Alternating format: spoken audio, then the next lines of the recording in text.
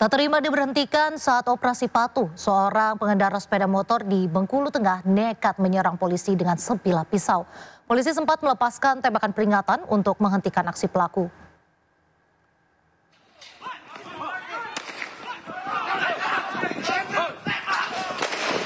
Seorang pengendara sepeda motor di Kabupaten Bengkulu Tengah mencoba menyerang polisi yang sedang menggelar operasi patuh Nala tahun 2025. Pelaku yang mengendarai sepeda motor tanpa plat nomor tersebut mencoba menerobos barikade polisi. Saat diberhentikan, pelaku mengeluarkan sebilah pisau dan menyerang.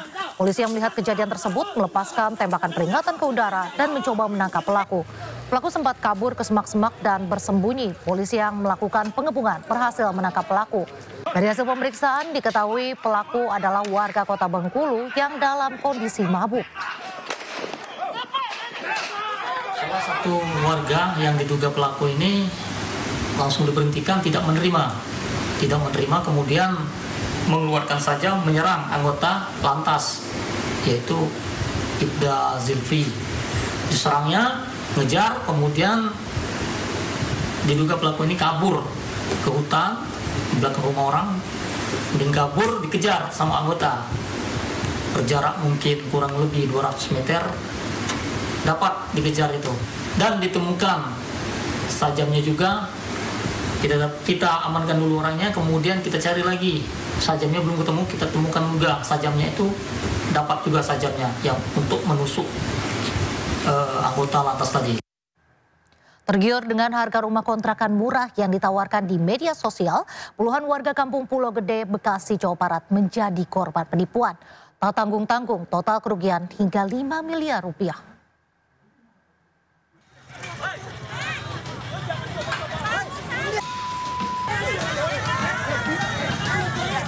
Puluhan warga yang menjadi korban penipuan rumah kontrakan murah menggeruduk rumah pelaku penipuan di Kampung Pulau Gede, Kelurahan Jaka Sampurna, Bekasi Barat.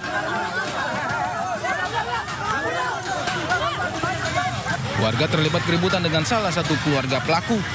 Sementara pelaku sendiri yang diketahui bernama Karsi telah melarikan diri. Setidaknya ada 57 warga yang tertipu rumah kontrakan murah. Mereka mengaku sudah memberikan uang muka puluhan hingga ratusan juta rupiah. Nyari duit aja sekarang susah, menemukan susah. Enaknya aja nipu. Bahkan ada sebagian warga lainnya yang sudah melunasi rumah kontrakan tersebut.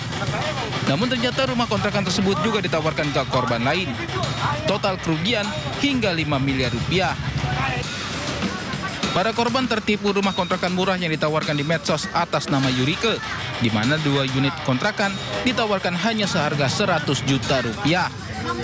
Para korban kemudian diarahkan ke rumah seorang perempuan bernama Karsi yang mengaku pemilik kontrakan untuk bertransaksi. Para korban juga diajak bertemu dengan seseorang yang mengaku sebagai notaris, yang ternyata hanya juru ketik. Setelah uang muka diberikan dan korban akan memeriksa kondisi rumah kontrakan, ternyata rumah tersebut sudah dirobohkan. Setelah tak ada titik temu dengan keluarga pelaku, para korban melapor kasus penipuan ini ke Mapolres Metro Bekasi Kota. Dari Bekasi, Jawa Barat, Rahmat Hidayat, iNews melaporkan. Pemirsa, sebuah kapal motor terbakar di dermaga Pelabuhan Pelindo, Kota Tegal, Jawa Tengah. Ledakan sempat terjadi saat kebakaran dan api hampir menyambar kapal lain yang sedang bersandar.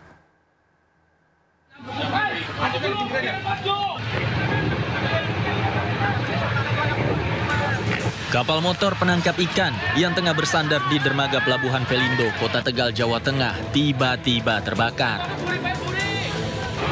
Ledakan sempat terjadi saat api menyambar tumpahan solar. Hal itu membuat api dengan cepat melahap badan kapal. Bangkai kapal yang terbakar membuat panik para ABK dan nahkoda karena terhempas angin menuju kapal lain yang bersandar. Beruntung, sejumlah kapal bisa dipindahkan keluar dermaga sehingga tidak menyambar ke kapal lain.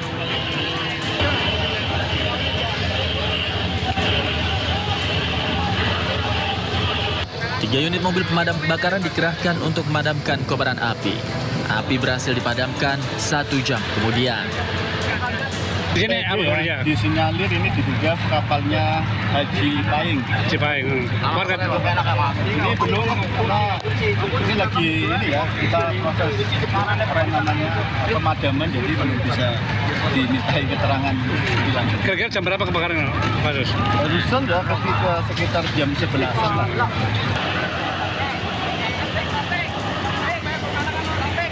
Tidak ada korban jiwa dalam kebakaran ini, namun kerugian ditaksir mencapai ratusan juta rupiah.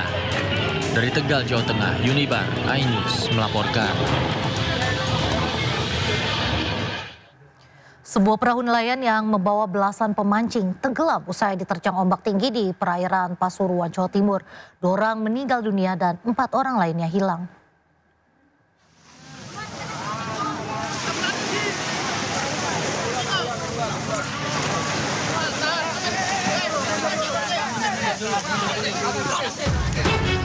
Sebuah perahu nelayan yang membawa 18 orang pemancing tenggelam usai diterjang ombak tinggi di perairan Pasuruan, Jawa Timur. Akibat kejadian ini 2 orang meninggal dunia, 11 lainnya selamat, sementara 4 lainnya hilang. Perahu bernama Samudra yang mengangkut 18 pemancing asal Malang, Jawa Timur diterjang ombak tinggi sebanyak 3 kali hingga terbalik. Tim gabungan dari Polri, TNI, BPBD, dan Basarnas yang tiba di lokasi langsung menyisir tempat kejadian melakukan pencarian terhadap 4 orang yang hilang.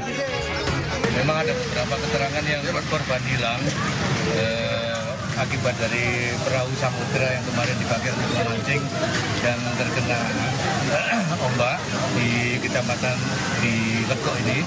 Nah, 1 orang ini telah ditemukan, insya Allah atas namanya Winarso, karena tadi dari keterangan keluarga atau kerabat terdekat menyampaikan sudah melihat bahwa yang mayat tersebut adalah Winarso. Keluarga korban dan warga mendatangi pantai di Desa Wates, Kecamatan Lekok, Pasuruan, Jawa Timur, usai terjadi kecelakaan laut. Hingga kini proses pencarian masih dilakukan, sementara 3 korban selamat masih dirawat di RSUD Grati, Kabupaten Pasuruan. Dari Pasuruan, Jawa Timur, Jaka Samudra, iNews melaporkan. Pemirsa, tim SAR gabungan masih mengalami kendala dalam proses evakuasi KMP Tunu Pratama Jaya di Selat Bali. Cuaca buruk menjadi faktor utama yang membuat proses evakuasi terkendala.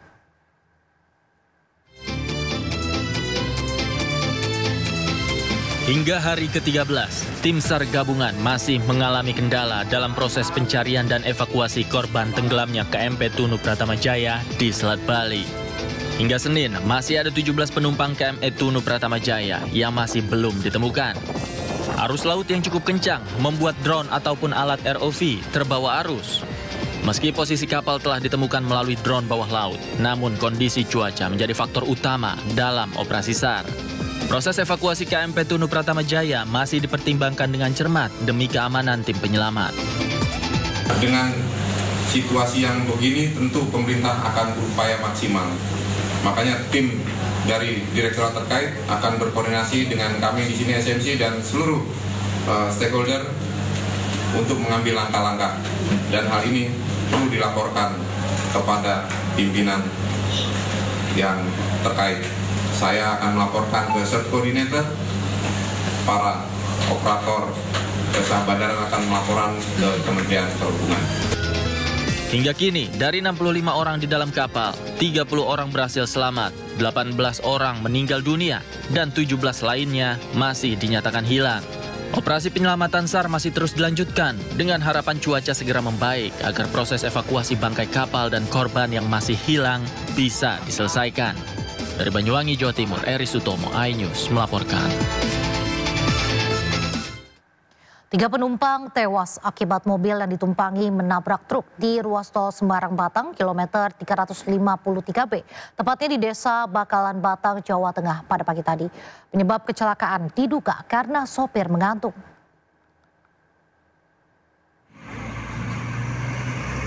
Mobil yang ditumpangi 3 orang menabrak truk yang berada di depannya di Jalan Tol Semarang Batang, kilometer 353B, tepatnya di Desa Bakalan, Kabupaten Batang, Jawa Tengah. Akibatnya 3 penumpang mobil tewas di lokasi kejadian. Truk tersebut langsung kabur dan masih diburu polisi. Setelah menabrak truk, mobil kembali ditabrak dari belakang oleh truk box. Ketiga korban sedianya hendak kembali ke kampung halaman di Pemalang, Jawa Tengah usai perjalanan bisnis konveksi di Bali. Polisi menduga kecelakaan akibat pengemudi mobil tidak konsentrasi atau mengantuk hingga menabrak bagian belakang truk. 3 jenazah korban dibawa ke RSUD Batang.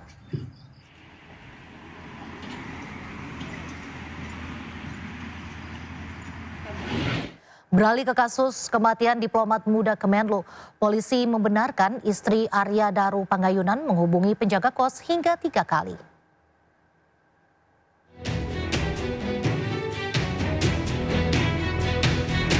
Kasubdit Penmas Polda Metro Jaya AKBP Reonald Simanjuntak membenarkan istri dari diplomat muda Kementerian Luar Negeri yang tewas di kamar indekosnya, Arya Daru Pangayunan, sempat menelpon penjaga indekos sebanyak 3 kali. Awalnya istri Arya sempat menghubungi nomor lama penjaga indekos untuk meminta bantuan dicarikan keberadaan suaminya. Namun nomor tersebut sudah tidak aktif lagi. Istri Arya kemudian menghubungi penjaga indekos di nomor barunya. Saat itu nomor penjaga indekos sudah aktif dan dapat dihubungi. Setelah melakukan panggilan telepon, istri dari Arya kembali menghubungi nomor penjaga indekos pada Selasa pagi untuk menanyakan kabar keberadaan suaminya. Setelah istri Arya menelpon untuk mencari keberadaan suaminya, penjaga indekos lantas bolak-balik di depan kamar Arya untuk mengecek situasi. Namun Reonald belum memberikan informasi lebih lanjut sejak kapan Arya hilang kontak dengan istrinya. 3 kali istri korban menghubungi penjaga kos untuk mengecek kamar korban. Itulah kenapa penjaga kos bolak-balik sambil memeriksa kondisi kamarnya korban. Sehingga paginya baru dari penjaga korban untuk membuka kamar. Setelah jenazah Arya Daru Pangayunan ditemukan, belum terkuak apa penyebab kematiannya. Hingga Senin sore, polisi masih melakukan pendalaman terhadap kasus tewasnya Arya dengan mengedepankan prinsip scientific crime investigation. Dari Jakarta, Helmi Sajangbati, iNews melaporkan. Kasus kematian diplomat muda Kementerian Luar Negeri Arya Daru Pangayunan dengan wajah tertutup lakban hingga kini masih menjadi misteri. Dalam kamera pengawas, seorang penjaga kos nampak memeriksa kamar korban dengan mengintip dari celah pintu sambil berkomunikasi dengan orang lain lewat telepon genggam. Inilah video rekaman kamera pengawas indekos di Jalan Gondang Dia Kecil, Menteng, Jakarta Pusat, malam hari sebelum diplomat muda Kementerian Luar Negeri Arya Daru Pangayunan ditemukan tewas pagi harinya. Sekitar pukul 00:27 8 Juli, nampak seorang penjaga kos berjalan mondar-mandir di sekitar kamar kos korban.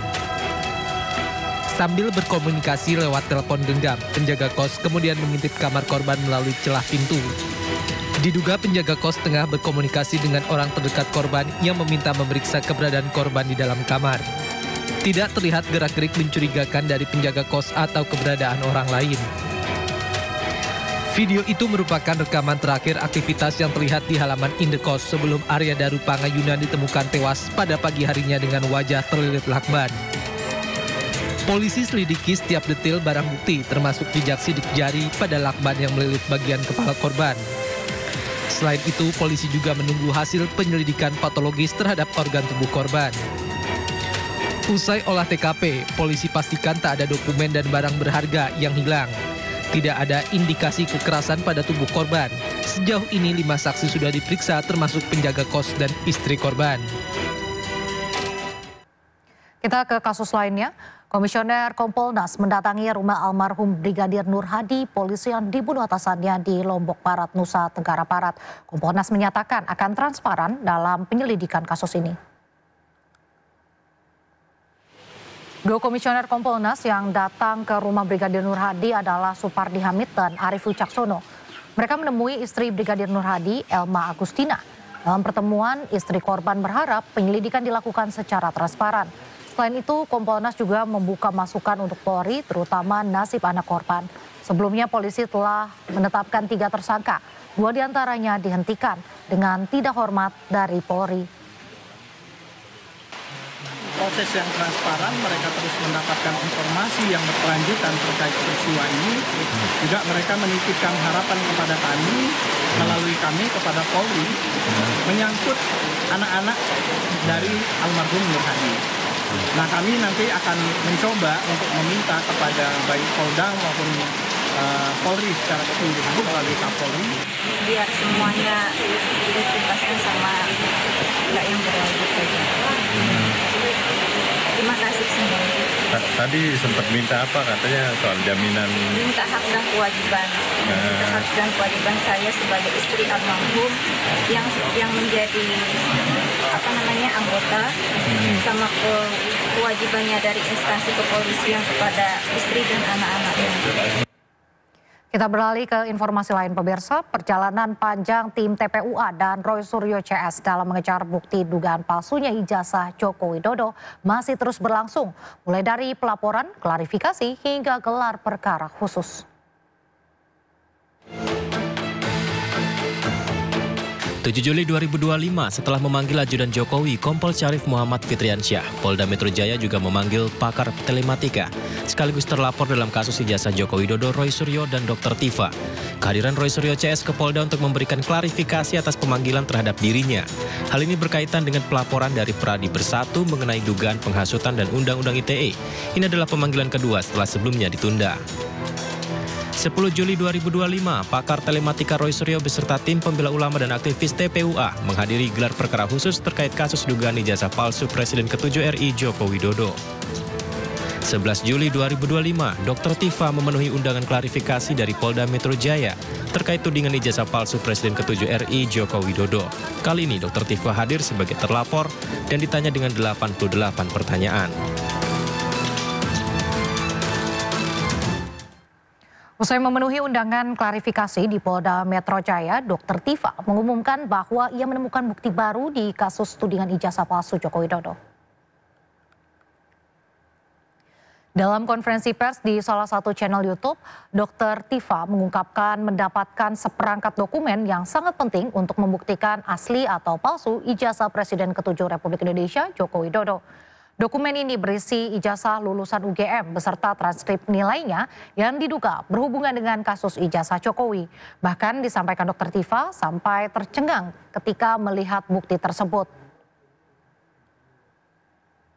Untuk mendapatkan sebuah seperangkat dokumen yang sangat penting bagi kasus ini, yaitu dokumen asli dari sarjana Fakultas Kehutanan Universitas Gadjah Mada yang wisuda atau lulus tahun 1985.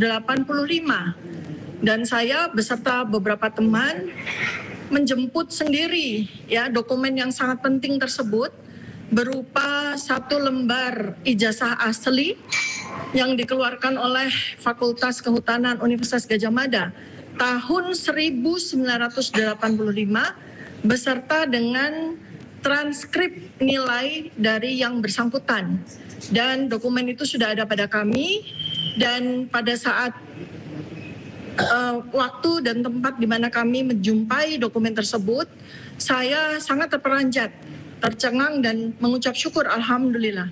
Karena Danjen Kopassus 2007-2008 Majen TNI Purnawirawan Sunarko menilai kasus dugaan ijazah palsu Jokowi harus dituntaskan agar terbuka. Sunarko mengatakan siap mendukung Roy Suryo CS. Menurut Sunarko, kasus dugaan ijazah palsu Jokowi sebenarnya bukan hal rumit jika tidak dipolitisasi. Mengatasnamakan siapa, tapi mengatasnamakan diri saya dan teman-teman yang sehati dengan saya untuk mendukung tim advokasi anti kriminalisasi yang sekarang sedang berjalan, terutama yang menuntut ijazah palsu Jokowi di Barreskrim, dan kemudian juga mendukung tim ini yang dikriminalisasi, yang dituntut oleh si Jokowi sendiri. Saya beberapa waktu yang lalu sudah pernah berkata, masalah pembuktian ijazah ini sangat mudah, bahkan saya pernah menantang. Saya kalau dikasih wewenang penuh nggak sampai 2 minggu selesai ini. Saya pernah katakan ini. Saya tahu ada kekuatan besar di dunia. Tadi sudah disampaikan mungkin secara rinci oleh Pak Saididu. Ini benar. Presiden ke-7 RI Joko Widodo menuding ada agenda politik besar di balik isu ijazah palsu. Jokowi pun enggan untuk menunjukkan ijazah asli miliknya di luar persidangan.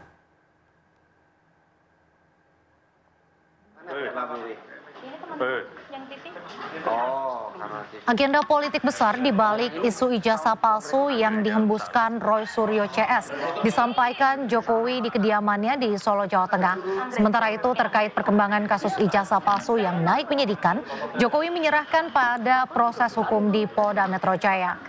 Jokowi pun enggan untuk menunjukkan ijazah asli miliknya di luar persidangan. Ini kan sudah dalam proses hukum.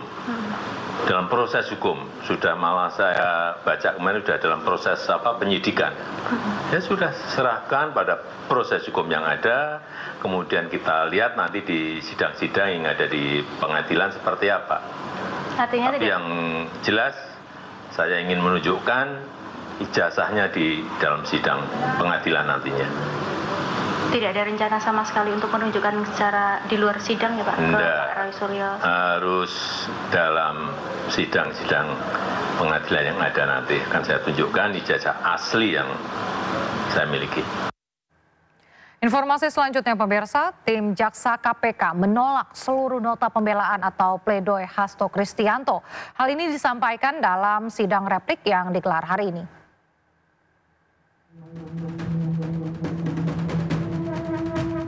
Sidang kasus dugaan suap pengurusan pergantian antar waktu dan perintangan penyidikan Harun Masiku dengan terdakwa Sekjen PDIP Hasto Kristianto kembali digelar di Pengadilan Tipikor, Jakarta. Agenda sidang kali ini tim jaksa membacakan replik atau jawaban atas nota pembelaan Hasto. Kesimpulannya, tim jaksa Komisi Pemberantasan Korupsi atau KPK menolak seluruh nota pembelaan atau pledoi yang disampaikan Sekjen PDIP Hasto Kristianto dan tim penasihat hukumnya.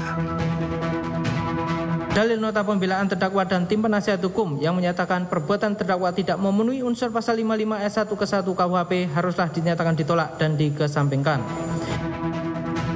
Salah satu poin yang mendasari jaksa meminta hakim mengesampingkan pembelaan Hasto adalah terkait sosok bapak yang pernah disebut Harun Masiku.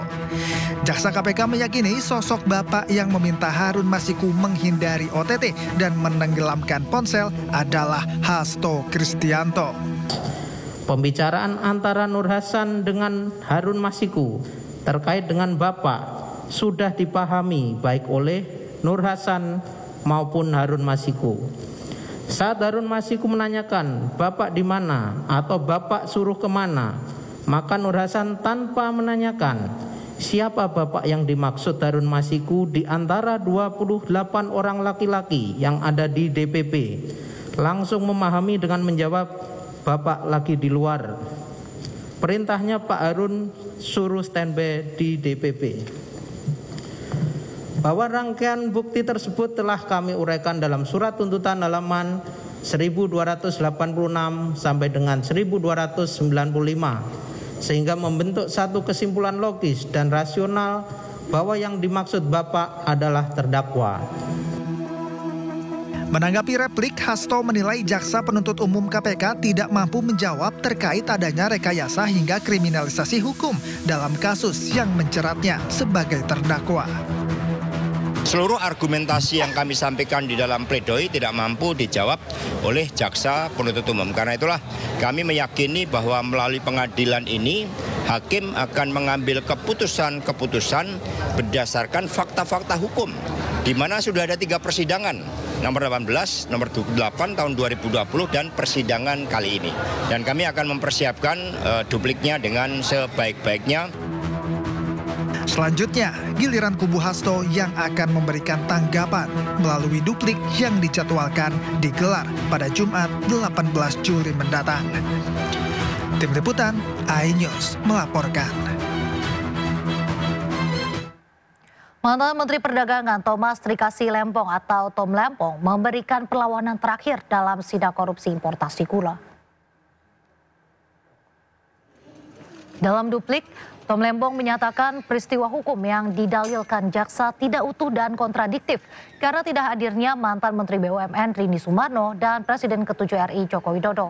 Tidak hanya itu, penuntut umum dinilai tidak berhasil menguraikan konstruksi unsur mens rea yang utuh dan logis untuk perbuatan Tom Lembong dalam perkara korupsi impor gula di Kementerian Perdagangan periode 2015-2016. Dalam perkara ini, jaksa menuntut Tom Lembong dijatuhi pidana penjara selama 7 tahun dan denda 750 juta rupiah.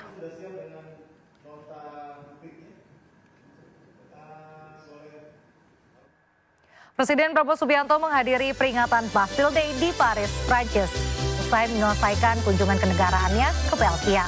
Tindo Malam segera kembali.